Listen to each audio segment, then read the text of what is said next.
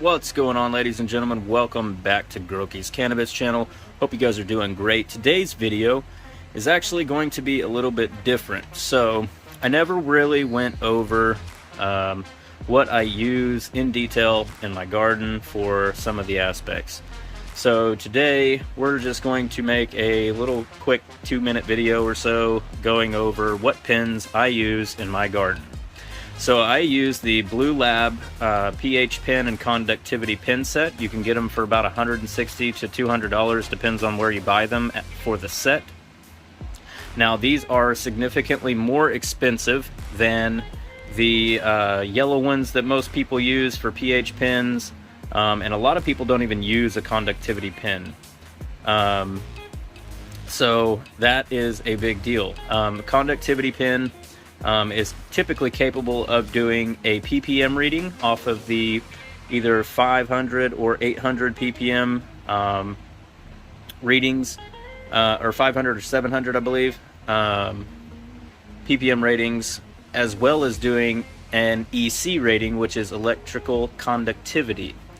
And that's what I base my grow off of, not ppm. So I know a lot of guys will use ppm. The reason why I don't like ppm is because there are two different settings, and if you set it on the wrong thing, you can actually kill your plants. If you set it on the wrong reading and you're taking a reading from somebody else, say they say, oh, you should do 900 ppm or 800 ppm at this setting, right? But you set it on the wrong ppm setting, and you could actually be giving your plants, you know, 1600 or 1400 ppm instead of the 900, and you could actually kill them that way by feeding them too much. I mean, it's probably not going to kill them. It's probably just going to, you know, lock them out. But it is possible. So depending on what you're feeding them. But I use the Blue Labs pins. These pins are actually pretty amazing. I've had them for about 1.5 years now. They still work great. They come with the pH pin comes with a calibrating solution. It's got this little cap here to keep it moist. You definitely don't want to let this get dry. You know, if it goes dry, it's dead. That's pretty much how you can figure it. And they do give you a little bit of solution to keep in there, and allow you to keep that temperature, keep that pH probe moist at all times.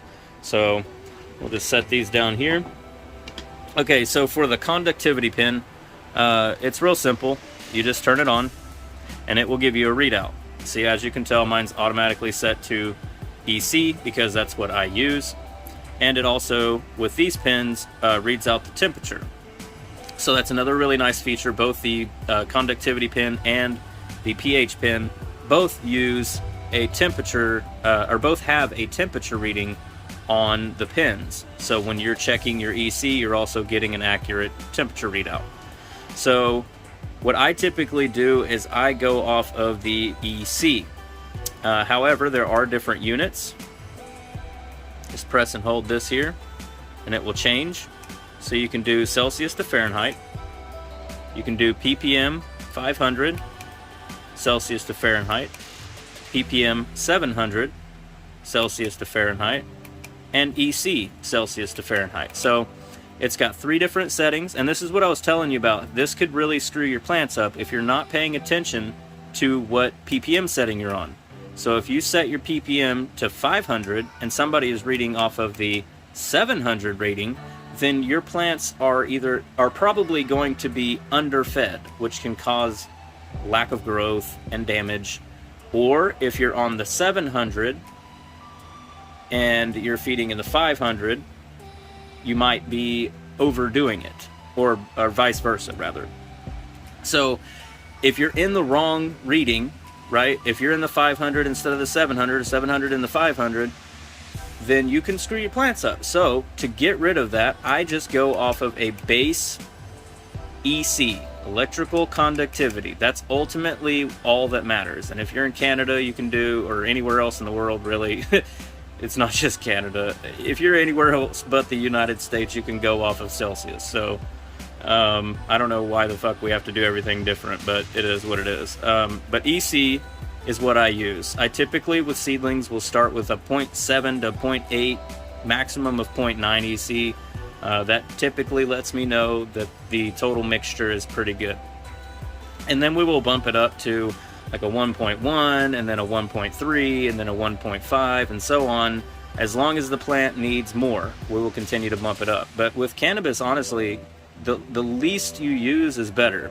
The plant will tell you if it wants more. But all you're doing by cramming extra nutrients and ingredients and all that crap, all you're doing is risking a lockout or wasting your money.